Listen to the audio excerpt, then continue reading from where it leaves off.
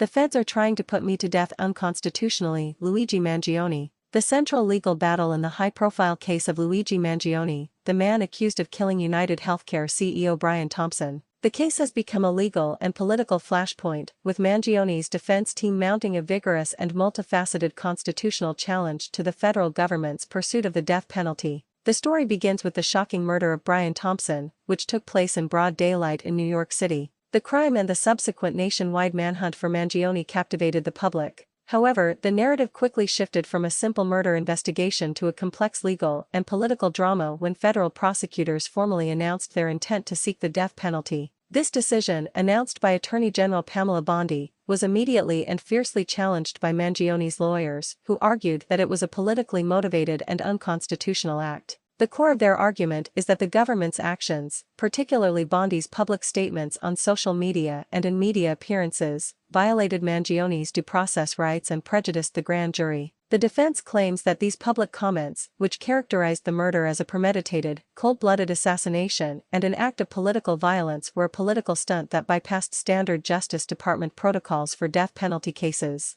They contend that this prejudiced the public and corrupted the grand jury process, making it impossible for Mangione to receive a fair trial. In a recent development, a New York state judge dismissed the terrorism-related murder charges against Mangione, ruling that the evidence did not support the claim that he intended to intimidate or coerce a civilian population. While this was a major victory for the defense, the ruling does not impact the federal case, which is on a separate legal track and where the death penalty remains a real possibility. Mangione's legal team has also raised additional constitutional arguments, including a challenge to the perp walk in which he was televised and photographed in shackles. They argue this was a dehumanizing, unconstitutional display designed to prejudice the public further. The defense has also invoked a double jeopardy clause, arguing that being tried in both state and federal courts for the same crime violates his constitutional rights, an argument a judge has so far rejected, citing the dual sovereignty doctrine. The case has also become a lightning rod for broader conversations about the U.S. healthcare system and the death penalty itself.